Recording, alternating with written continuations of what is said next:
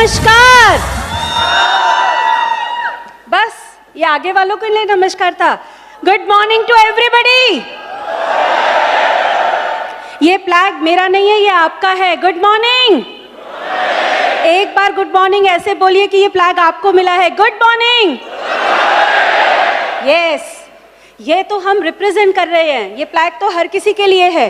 नमस्कार, मेरा नाम रितिका है और अगर मैं अपने बारे में बात करूं तो बचपन से बहुत ज़्यादा एम्बिशियस थी मैं। शुरू से मुझे लगता था कि मैं कुछ कर सकती हूं। और अगर मैं बात करूं अपनी, तो मेरे फादर ने एक बार मुझे बोला कि देखो उसका जो बच्चा है ना वो कितना अच्छा करता है, इसको स्कॉलरशिप मिलती है, तुम क्या कर रही हो? मैंने कहा बस अगर मैं ये दिला दूँ तो खुश हो जाओगे? बोले हाँ। मैंने कहा ठीक है, और मैंने थ्रू आउट स्कॉलरशिप से पढ़ाई करी just to make my father happy. अगर मैं अपनी और बात करूं तो मैं दिल्ली टॉपर हूं NIIT से। अगर मैं अपनी बात करूं तो मैंने 8 साल का डिप्लोमा किया हुआ है कथक में और I am a national winner, और मैं बैडमिंटन की भी नेशनल विनर हूं। और अगर मैं बात करूं, मैंने इंग्लिश ऑनर्स किया हुआ है। और ये सारी चीज़ें मैं कर रही थी क्योंकि मुझे ये लगता था कि जितना ज़्यादा चीज़ें मैं कर लूँगी तो मेरे को बहुत अच्छा जॉब मिल जाएगा, बहुत कुछ मैं आगे कर पाऊँगी। करते करते करते करते करती जा रही थी मैं, और उसके बाद से फिर मुझे लगा कि चलो मैं टीचिंग में चली जाती हूँ। मैंने टीचिंग की जॉब ज्वाइन करी। जब मैंने टीचिंग की जॉब ज्वाइन करी, मैंने 9 साल जॉब किया, 7 साल वहाँ पर बेस्ट टीचर लिया मैंने, और मैंने रेवाड़ी में जॉब किया। तो ये सारी चीज़ें जब मैं कर रही थी तो एक दिन मेरे फादर आके बोलते हैं कि यार तुम ना jackal of everything master of nothing. मैंने कहा यार ये कमाल है। पहले कह रहे थे ये भी करो वो भी करो, ऐसा करो वैसा करो। अब जब मैंने इतनी सारी चीज़ें कर ली तो बोलते जी आप तो बहुत सारी चीज़ें कर चुके हो, पर आप मास्टर किस चीज़ में हो? Thanks God. तो सबसे पहले मैं ईश्वर को थैंक्स करूँगी, क्योंकि बिजनेस अपॉर्चुनिटीज़ सबके पास आती है, बट ईश्वर यहाँ बैठे जितने भी लोग हैं और मेरे जैसे लोगों के ऊपर एक ब्लेसिंग करता है, एक ऐसे हाथ रख के बोलता है कि ये तुम्हारा मौका है, तथास्तु, और जाओ इस बिज़नेस में आगे बढ़ जाओ। तो ये आपके साथ भी हो सकता है। अगर मैं बात करूँ ईश्वर के बाद, तो जिनके कारण मैं यहाँ खड़ी हूँ, मेरे माँ बाप, मेरे माता पिता, वो नहीं लाते इस दुनिया में तो मैं आपके सामने थोड़ी खड़े होकर बात कर सकती थी। सो मैंने अपने पेरेंट्स से बहुत कुछ सीखा। मेरे father he is a CA, मेरी मदर जो हैं वो भी बिज़नेस करती थी। और अगर मैं उनकी बात करूं तो मेरे फादर से मैंने हार्ड वर्क सीखा है। मेरे फादर का एक बार एक रोड एक्सीडेंट हुआ, वो 3 साल के लिए बेड पर आ गए। हमें लगा सब, हम लोग बहुत बहुत बहुत रिच फैमिली से बिलोंग करती हूँ मैं। मेरे फादर का रोड एक्सीडेंट हुआ, उसके बाद हमें लगा कि सब कुछ ख़त्म हो गया, क्योंकि 3 साल के लिए वो बेड पर आ गए। जिस कंपनी की वो कुर्सी पर बैठे थे वहाँ पर टॉप 3, मतलब कंपनी डिसीजंस लेती थी उनके कहने पर, आज वो उनकी जॉब चली गई। तो मैंने समझा कि यार कुछ और करना पड़ेगा। मेरे फादर ने उस वक्त मुझे एक ही बात बोला, मैं यहाँ था, मैं नीचे गिरा हूँ, लेकिन मैं वापस चढ़ जाऊँगा। आज मेरे फादर भिवाड़ी में रहते हैं और बहुत अच्छा पैसा कमाते हैं वापस से। मैंने अपनी मदर से प्रेयर सीखा कि अगर हम प्रे करते हैं किसी भी चीज़ के लिए, अगर हम ईमानदारी से प्रे करते हैं तो चीज़ें हमें मिलती हैं। वो हर बात में कहती थी जो हो रहा है ना सब ठीक है, जो हो रहा है ना सब ठीक है। मैं उनको बोलती थी आप ऐसे क्यों बोलते हो? बोले तो दुखी होने से क्या हो जाएगा, ये कहते रहो सब ठीक है सब ठीक है सब ठीक है, हो जाएगा सब कुछ ठीक। तो वो चीज़ मैंने उनसे सीखी। और अगर मैं आगे बात करूं, वो तो मेरे माता पिता हैं जिनके कारण मैं इस दुनिया में आई, और मेरे एक और माता पिता हैं जिनको मैं पेरेंट्स भी बोलती हूँ, बड़ा भाई भी बोलती हूँ। उनकी वाइफ मेरी बहुत अच्छी फ्रेंड भी हैं, none other than Dharmendra and Meenakshi Rani. मैं चाहूंगी इससे ज्यादा जोर से ताली बजा सकते हैं आप मेरे मेंटर के लिए। बेस्ट मेंटरशिप वो हमें देते हैं, जो मुझे इस बिजनेस में लेकर आए थे बलजीत भैया। अगर वो ये बिजनेस नहीं दिखाते तो मुझे पता ही नहीं चलता कि ऐसा भी कुछ दुनिया में है। अगर मैं उनके आगे बात करूं तो बहुत बहुत बहुत अच्छे मेंटरशिप प्रोग्राम के अंदर मैं चल रही हूं। और अगर मैं उनकी और आगे बात करूं तो आप सोच के देखो कि वर्ल्ड के number 1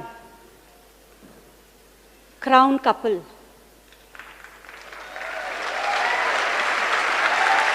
doctor uncle and aunty बड़ैच uncle, मतलब मैं सच बताऊं वो शायद ना उनकी आंखों में देखो तो वो इतने सोलफुल लोग हैं कि हम जैसे लोगों को खड़ा कर देते हैं। वरना मैं एक सिंपल बंदी आ गई इस बिजनेस में, बट ये नहीं पता था कि क्या होगा।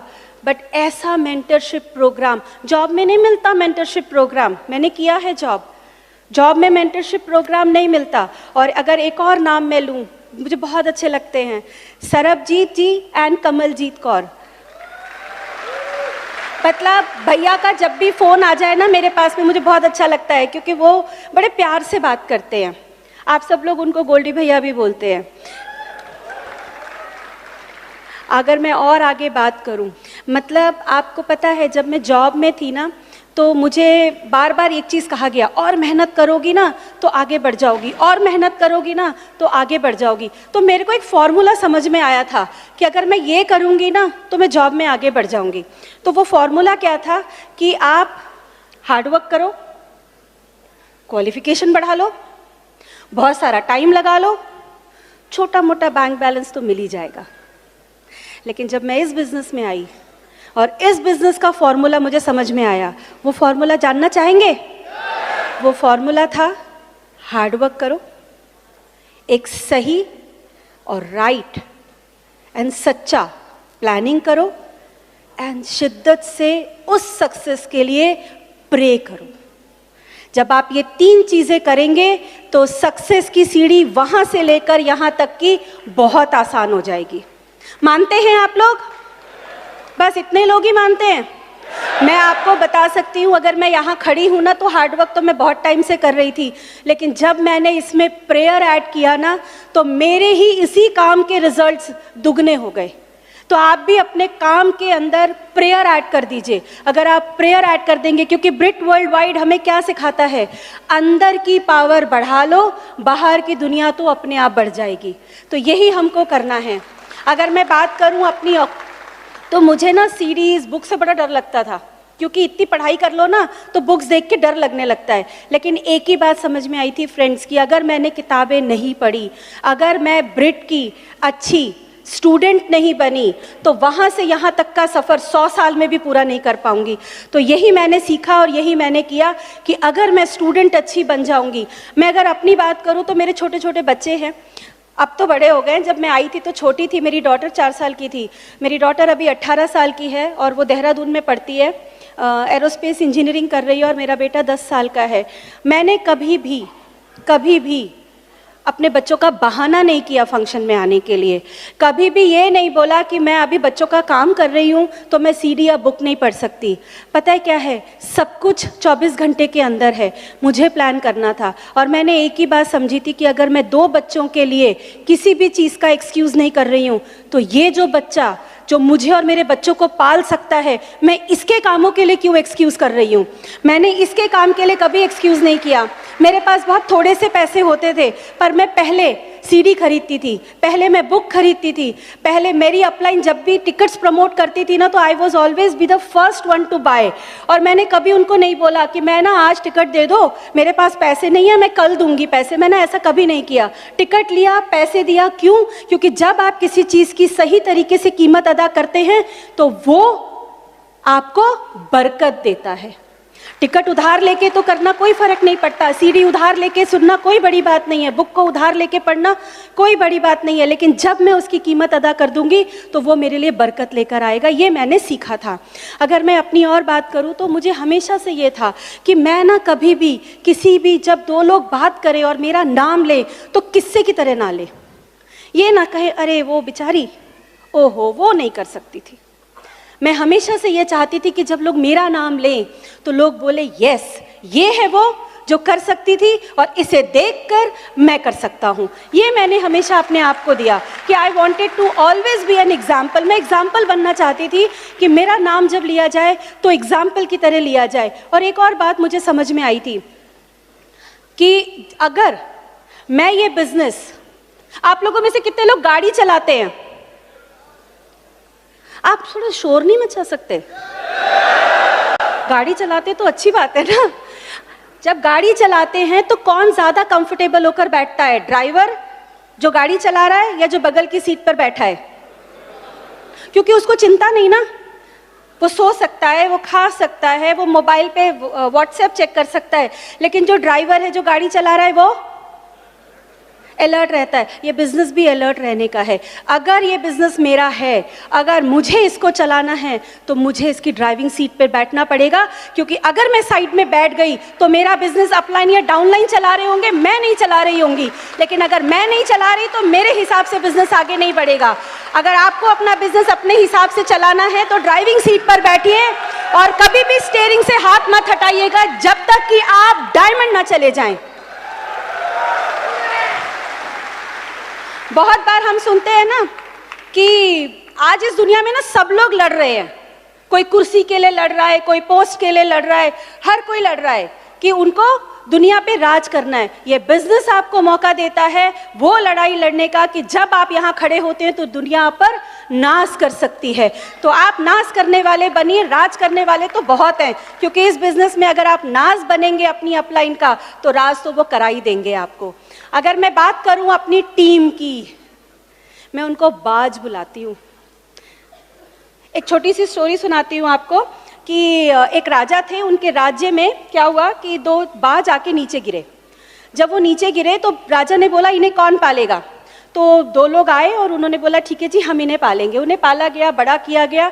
एक बाज बहुत ऊपर उड़े और एक बाज उड़ के वापिस आके डाल पर बैठ जाए। राजा ने बोला यार तुम दोनों को एक ही चीज दे रहे हो, एक ही सीडी, एक ही बुक, सब कुछ तो दे रहे हो, पर एक उड़े जा रहा है, एक बार बार आके डाल पे बैठ जाता है, ऐसा क्या है। तो एक सबने कोशिश किया, कुछ नहीं हुआ। एक बहुत ही गरीब इंसान आया और उसने आके बोला कि मैं कुछ कर सकता हूँ। राजा ने बोला करो। और जब उसने कुछ किया तो वो बाज उड़ने लगा। पता है उसने क्या किया, उसने वो डाली काट दी जिस पे वो बाज बैठ सके। तो यहाँ पर भी मेरी जो ऑर्गेनाइजेशन है, मेरे जो प्राउड बाज हैं, उनके लिए मुझे नहीं डाली काटनी पड़ी, उन्होंने अपनी डाल खुद काट दी कि हम चल रहे हैं, आप हमारे साथ हैं, हम कामयाब होके दिखाएंगे। सो अगर मैं अपने बाजों की बात करूं तो सबसे पहले बाज की अगर मैं बात करूं तो मेरी बहुत अच्छी दोस्त हैं वो, उनका नाम है दीपाली और उनके हस्बैंड का नाम है रोहित। और अगर मैं उनके नीचे बात करूं तो राकेश मीनाक्षी। एक इतना बड़ा बिजनेस लेकर एक कपल आया मेरे पास में, पंकज एंड विधि। सोचो कई बार हम बोलते हैं ना कि मेरी तो बुरे पास तो टाइम नहीं है, मैं कर नहीं सकता। मेरी टीम में ना 2 ऐसे प्लैटिनम्स हैं जिनके शिफ्ट ही हमेशा रात को होती है। वो रात को जाते हैं 2 बजे और सुबह आते हैं 12 बजे। अब आप सोच के देखो, सोना भी ज़रूरी है, बिजनेस भी करना है, but they are platinums in that business. Pankaj Vidhi के नीचे आए आदेश सोनिया। आदेश सोनिया अब्रॉड रहते थे, इंडिया में किसी काम से आए थे और आने के बाद मैंने उनको बिजनेस प्लान दिखाया और वो वापस गए ही नहीं। Power of the business, it was not my power, it was power of business, it was power of breed system जिन्होंने उनको रोक दिया, क्योंकि उन्हें पता चल गया था कि अगर वो वहाँ जाएंगे तो इतना सा इनकम बढ़ा सकते हैं, लेकिन अगर यहाँ टिक के इस एजुकेशन सिस्टम और एमवे के साथ जुड़कर काम करेंगे तो इतना बड़ा बिजनेस खड़ा कर सकते हैं। They have a huge business. उनके नीचे प्लैटिनम है आशीष स्वाति, अभी ये सब बैंकॉक से घूमकर आए हैं। उनके नीचे Badal Shruti architect couple running their own company, इतना बिजी कपल। मतलब मैं जब उनसे मिली फर्स्ट टाइम तो मुझे उनको बोलना पड़ता था कि यार आप 10 मिनट तो निकालो मिलने के लिए। तो वो कहते थे अगर हमने आपको 10 मिनट दे दिए ना तो फिर हमारे पास अपना काम करने के लिए 10 ही मिनट बचेगा। मैंने कहा कोई बात नहीं। और कमाल की बात देखो कि तब वो एक बिजनेस करके परेशान रहते थे, आज वो एमवे बिजनेस इतना बड़ा खड़ा कर गए कि उनका बिजनेस भी बढ़ रहा है। So power of this business and Brit education. अगर उनके नीचे बात करूं तो राकेश मीनाक्षी, अगर मैं उनके नीचे बात करूं जेपी हेमलता, और इस मेरी फ्रेंड ने दीपाली ने एक इतनी बड़ी ऑर्गेनाइजेशन खड़ी की जिसमें एक फाउंडर एमरल्ड निकल कर आए जिनका नाम है जितेंद्र एंड प्रीति। उसके बाद अगर मैं बात करूं, उन्होंने बहुत बड़ी ऑर्गेनाइजेशन खड़ी की, देवेश कविता, विशाल भावना, कुलदीप विदुषी, अजय कंचन, बहुत बहुत बहुत सारे लीडर्स उनके टीम में आए और वो सारे इतनी बड़ी उड़ान भर रहे हैं कि आने वाले टाइम में आप हर किसी को यहाँ पर देखेंगे। अगर मैं अपनी दूसरी ऑर्गेनाइजेशन की बात करूँ तो जब वो इस बिज़नेस में आए थे ना, तो हम बोलते थे कि अगर ये थोड़ी देर चुप बैठ जाएं तो हम मीटिंग कैरी कर लें, लेकिन धीरे धीरे करते करते इतना बड़ा बिजनेस खड़ा कर दिया उनका नाम है समय सिंह एंड सोमवती। अगर मैं उनके नीचे की बात करूं, सबिता एंड सूर्य प्रकाश, मैं सबिता के बारे में ज़रूर बताऊंगी। एक कहते हैं ना कि प्रोडक्ट बड़ा काम करता है। सबिता मेरी पड़ोसन होती थी और वो बार बार बोलती थी कि मैं सारा दिन कपड़े धोती हूँ, आप बड़ी जल्दी कपड़े धो लेती हो। मैंने बोला आप भी जल्दी कपड़े धोना चाहती हो? बोले हाँ। मैंने कहा एसेट ले लो, और एक ऐसे एड से वो इस बिजनेस में आई एंड शी इज प्लैटिनम। सोचो, एक ऐसे एड। अगर मैं एक और शख्स की बात करूं, वो कंप्यूटर्स में डील करते हैं, उनका नाम है राम। और अगर मैं एक और कपल की बात करूं, अविनाश एंड बिंदु त्रिपाठी। मतलब ये वो बाज हैं जो उड़े जा रहे हैं। और कमाल की बात है कि इन्होंने मेरा हाथ ऐसे पकड़ रखा है कि इनकी उड़ान में मैं इनका साथ दे पा रही हूँ। अगर मैं अपनी अगली ऑर्गेनाइजेशन की बात करूँ, अंजू जोशी। आप लोग बोलते हैं ना कि टाइम नहीं है, आपको भी बहुत लोग बोलते होंगे ना टाइम नहीं है। ये बंदी 9 to 6 जॉब करती है गवर्नमेंट जॉब में, पर प्लैटिनम चली गई। क्यों? अगर मेरा मुद्दा क्लियर है ना, तो सिचुएशन मैटर नहीं करता। अगर मैं लोगों से जाके सिचुएशन डिस्कस करूंगी तो मुद्दा छोटा हो जाएगा, लेकिन अगर मैं लोगों से जाके मुद्दा डिस्कस करूंगी ना, तो सिचुएशन गायब हो जाएगा। तो ये वो लीडर है मेरी। अगर मैं अगली लीडर की बात करूं, योगिता, 24 साल की लड़की। लोग बोलते हैं ना इस उम्र में तो दुनिया में उड़ रहे हैं, नहीं, ले आइए जेन वाई, बहुत अच्छे होते हैं जेन वाई को लाना। योगिता, उसके नीचे Ashok and Pratima, IAS officer, जिनके पास बिल्कुल टाइम नहीं, मुजफ्फरपुर में पोस्टिंग है उनकी, वाइफ दिल्ली में रहती हैं, लेकिन कर दिया कमाल, मुद्दा क्लियर था। अगर मैं उसके बाद अपनी एक और ऑर्गेनाइजेशन की बात करूं, सचिन एंड पायल, क्या बाज है मेरी वो टीम के अंदर। मतलब आप लोग कई बार सुनते होंगे ना कि मेरी तो जॉब की टाइमिंग इतनी ज़्यादा है, मैं कैसे काम करूँगा। वो शख्स की पता है हमेशा से ड्यूटी कौन सी है? उसकी हमेशा ड्यूटी नाइट ही होती है। वो रात को 3 बजे जाते हैं और दोपहर में 2 बजे आते हैं, और सिर्फ 1 घंटा सोते हैं और उसके बाद बिजनेस बिल्ड करते हैं। क्यों? मुद्दा क्लियर है। जब मुद्दा क्लियर होता है ना, तो नींद भी नहीं आती है, क्योंकि पता है ना ALS पे जाके सो लेंगे, प्लेन में सो लेंगे। तो मुद्दा अगर क्लियर है ना, तो सब कुछ हो सकता है। उसके बाद अगर मैं एक और बात करूं कि क्या किया मैंने बहुत सारी ना एक्टिविटीज़ पे फोकस किया, छोटी छोटी ना कम्युनिटीज़ बनाई, जैसे क्वीन की कम्युनिटी बनाई, उसके बाद में किड्स हेल्थ केयर की कम्युनिटी बनाई, वुमेन्स हेल्थ केयर की कम्युनिटी बनाई। क्योंकि मेरी जो अपलाइन है मीनाक्षी दीदी, उन्होंने एक ही बात बोला था, रितिका कम्युनिटी बनाती चली जाओ, लोगों को लाती चली जाओ।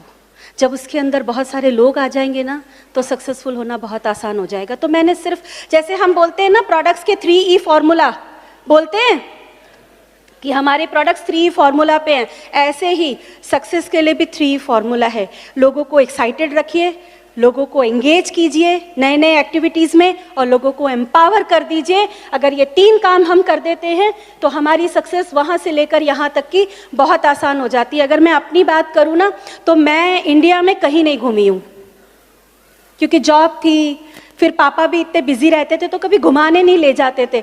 अगर मैं सच बताऊं, अगर मैं ये बिजनेस नहीं करती तो मैं शायद प्लेन छू भी नहीं पाती, और 6 से 7 कंट्री घूम कर आ गई just because of Amway business. आज अगर मैं आपके सामने खड़ी हूँ ना, तो आज आपको लग रहा होगा कि ये तो बड़ी फिनिश सी प्रोडक्ट है, इनको तो सब कुछ आता है। लेकिन सच बताऊं, इसकी स्टूडेंट ब्रिट वर्ल्ड वाइड की मैंने एक ही बात सीखा था अपनी अपलाइन से, कि जहाँ भी खड़े होना ना, बेस्ट बनने की कोशिश करना। मैंने प्रोडक्ट यूज़ किया, मैंने कहा मैं यहाँ पर ना सबसे अच्छी तरीके से प्रोडक्ट यूज़ करूँगी। स्टूडेंट बनने की बात आई तो मैंने कहा सबसे अच्छी स्टूडेंट बनने की कोशिश करूँगी। अभी तो मैंने जर्नी स्टार्ट की है, अभी तो पहला पैर रखा है स्टेज पर, अभी तो बहुत लंबी जर्नी जाना है, लेकिन तभी होगा जब अच्छे स्टूडेंट बनी रहूँगी और अच्छी ग्राहक बनी रहूँगी, और ज़्यादा से ज़्यादा लोगों को अच्छा स्टूडेंट बनाऊँगी और अच्छा कस्टमर बनाऊंगी। क्योंकि पता है दुनिया में बहुत अच्छी क्वालिटी प्रोडक्ट्स हैं। मैंने कभी प्रोडक्ट्स को इसलिए नहीं यूज़ किया कि वाह क्या क्वालिटी है, मैंने इसलिए यूज़ किया कि जब मैं कपड़े धोती थी तो मुझे ये पता चल जाता था कि इतने घरों में धुल रहा है, कैलकुलेटेड बाय इतने, तो इतने पैसे आ गए। अगर कोई पेस्ट कर रहा होता था तो मैं कहती थी कैलकुलेटेड बाय 100, अच्छा नहीं नहीं 1000, ओके इतने हज़ार लोग एक साथ इसी वक्त पेस्ट कर रहे होंगे, इतने पैसे तो मेरे अकाउंट में आ गए। मैंने प्रोडक्ट इसलिए यूज़ किया क्योंकि उसके अंदर छिपा था। आज मेरी बेटी जिस कॉलेज में पढ़ती है ना, जो पैसे उसके मैं दे पाई हूँ, दैट इज़ जस्ट बिकॉज कि मैंने यहाँ पर सच्चाई से ग्राहक बनी और सच्चाई से स्टूडेंट बनी। आज मैं और मेरे बच्चों को वो बच्चा पाल रहा है। जब मैंने अपने बच्चों की छोटी छोटी चीज़ों से कॉम्प्रोमाइज़ करके उस बच्चे को सही तरीके से पाल दिया, तो आज वो मेरे घर का रेंट दे रहा है, वो मेरी गाड़ी का पेट्रोल भरवाता है, वो मेरे बच्चों की फीस देता है, हम जो खाना खाते हैं वो उससे आता है। मैं आपके सामने खड़ी हूँ, दैट इज जस्ट बिकॉज एक अच्छा स्टूडेंट बनना और एक अच्छा ग्राहक बनने के कारण आया है। अगर मैं अपने बारे में और बात करूँ तो एक बहुत अच्छी चीज़ मुझे समझ में आई थी कि जैसे होता है ना कि स्टेडियम है ये, तो इस स्टेडियम में अगर कोई मैच चल रहा हो तो शोर ज्यादा कौन मचाएगा? आप बोलेंगे नहीं तो मैं नहीं बताऊंगी, कौन ज्यादा शोर मचाएगा? ऑडियंस शोर मचाएंगे। और प्लेयर कैसे करेंगे? ज्यादा कौन होता है, ऑडियंस या प्लेयर? ऑडियंस। शोर ज्यादा कौन मचाता है? जब शोर ज्यादा मचता है तो प्लेयर क्या करता है? अपना बेस्ट देता है। अगर आपके पास कोई आके बोले तुमसे ना हो पाएगा, ये प्रोडक्ट वापस ले जाओ, मैं नहीं आऊंगा, मैं आ गया, मैं वापस जा रहा हूं, तो उसको बोलना तुम शोर मचाओ क्योंकि मैं बेस्ट परफॉर्म करने के लिए तैयार खड़ा हूं। क्योंकि जब ज्यादा शोर मचता है तो प्लेयर अपना बेस्ट दे के जाता है। आप सारे के सारे प्लेयर्स हैं मेरी तरह, और हमें ये पता है कि जितना शोर बाहर मचेगा उतना ज्यादा हम बेस्ट परफॉर्म करके जाएंगे। मैं तो प्लेयर हूं ना, तो मैं ऐसी बातें करती हूं। आप में से कितने लोगों ने कबड्डी खेला है? खेला है? कबड्डी में कितने प्लेयर्स होते हैं? 7 होते हैं। इस तरफ 7 खड़े थे और इस तरफ 7 खड़े थे। मैं हमेशा एमवे के जो रिवॉर्ड्स हैं ना, उनको कलर्स की तरह देखती हूं। 7 रिवॉर्ड हैं। रेनबो में कितने कलर्स हैं? 7 कलर्स हैं। आप में से कोई गारंटी से बोल सकता है कि मैं एक कलर एक बार में देख सकता हूं? आप जब देखोगे आपको 7 दिखेंगे। मैंने एमवे के रेनबो के कलर में से एक कलर चुना जो था हेल्थ। और जब मैं इस बिजनेस के अंदर आई थी तो मेरे पास गाड़ी नहीं थी, बैंक बैलेंस नहीं था, रोज बॉस की गालियां खाते थे, बच्चों की सेहत खराब थी, छोटे से एक कमरे में जिसमें किचन भी नहीं होता था उसमें रहती थी।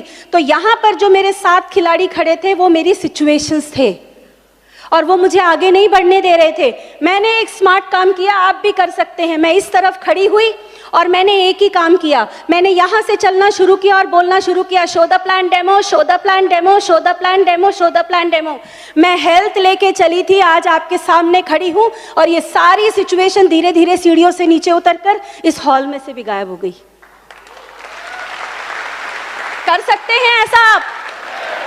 मैं कोई स्पेशल नहीं हूं, बस मैंने एक ही काम किया। क्या बताया था मैंने? हार्ड वर्क किया, प्लानिंग किया, प्रेयर किया। मेरी अपलाइन ने बोला गोल्डन डायरी लिखो, पूरे घर में लिख के लगाओ, सारा दिन बोलो। मैं जब गाड़ी चलाती थी और बोलती रहती थी ना थैंक यू गॉड, तो बगल वाली गाड़ी वाले ऐसे देखते थे पागल है क्या? और मैं उसको बोलती थी तुमको बोलना है ये बात? इतने गट्स रखने पड़ते हैं। सिचुएशन सबकी लाइफ में है, बहुत सारे हैं, उसको लेकर बैठा भी जा सकता है और उसी को मुद्दा बनाकर वहां से यहां भी आया जा सकता है। मैंने वही किया और मैं अभी अपने बहुत ही प्यारे प्यारे 2 बच्चों से आपको मिलवाती हूं, तनिष्का रॉय एंड ऋत्विक रॉय से।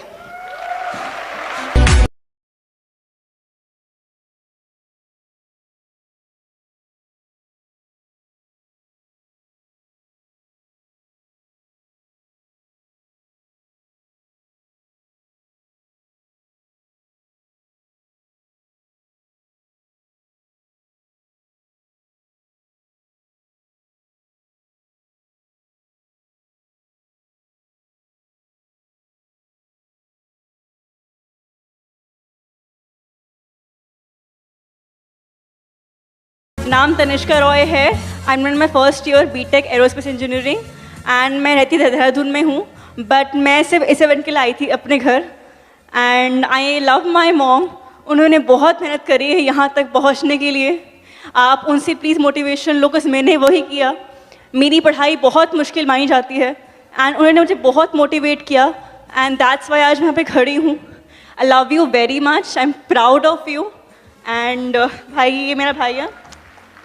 हेलो, मेरा नाम ऋत्विक है, मैं 10 साल का हूँ और मैं बहुत खुश हूँ कि हम लोग आज डायमंड रॉय में। और मैं ये कहना चाहूँगा, मेरी मम्मा मेरी मेंटर है। I love her, I am so proud of her.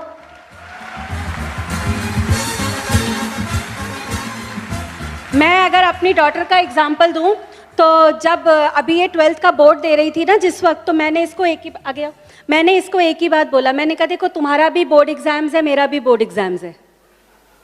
तुम भी कोचिंग जाती हो, मैं भी कोचिंग जाती हूँ, मीटिंग्स में, सेमिनार्स में। तो मैंने कहा देख भाई, तू अपनी कोचिंग पे फोकस कर, मैं अपनी कोचिंग पे फोकस करूँगी। एंड कमाल की बात देखो कि हम दोनों ने अपनी अपनी कोचिंग पे फोकस किया and she got 92% in 12th।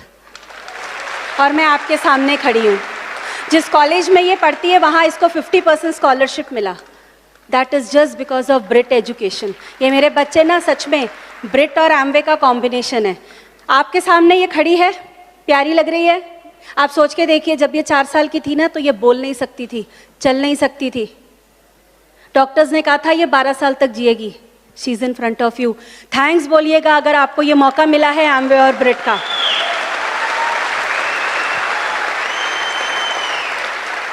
एक बहुत अच्छी चीज़ मुझे अच्छी लगती थी जो मैं आप लोगों से शेयर करूंगी। मैंने बहुत बार पढ़ा इस लाइन को और ये मुझे बहुत मोटिवेट करता था। मुश्किलें ज़रूर हैं मगर ठहरी नहीं हूं मैं। मंजिलों से ज़रा कह दो अभी पहुंची नहीं हूं मैं। कदमों को बांध ना पाएंगी मुसीबतों की जंजीरें। कदमों को बांध ना पाएंगी मुसीबतों की जंजीरें। रास्तों से ज़रा कह दो अभी भटकी नहीं हूं मैं। सब्र का बांध टूटेगा तो फना करके रख दूंगी। दुश्मन से ज़रा कह दो अभी गरजी नहीं हूं मैं। दिल में छुपा के रखी है लड़कपन की चाहतें। दोस्तों से ज़रा कह दो अभी बदली नहीं हूं मैं। साथ चलता है दुआओं का काफिला। आपकी अपलाइन, आपका ब्रिट सिस्टम, सब आपको दुआ देते हैं, आपके पेरेंट्स। साथ चलता है दुआओं का काफिला। किस्मत से ज़रा कह दो अभी तन्हा नहीं हूं मैं। आप अकेले नहीं हो, आपके साथ सिस्टम है, आपके साथ एमवे है, आपके साथ अपलाइन है, आपके साथ डाउनलाइन है। और एक गाना मैं आप सबके लिए ज़रूर चलवाऊंगी जो मुझे बहुत मोटिवेट करता था। मैं चाहूँगी आप अपने मोबाइल का टॉर्च ऑन करें और वो सॉन्ग में मेरा साथ दें। एक बार वो सॉन्ग चलाएंगे प्लीज़।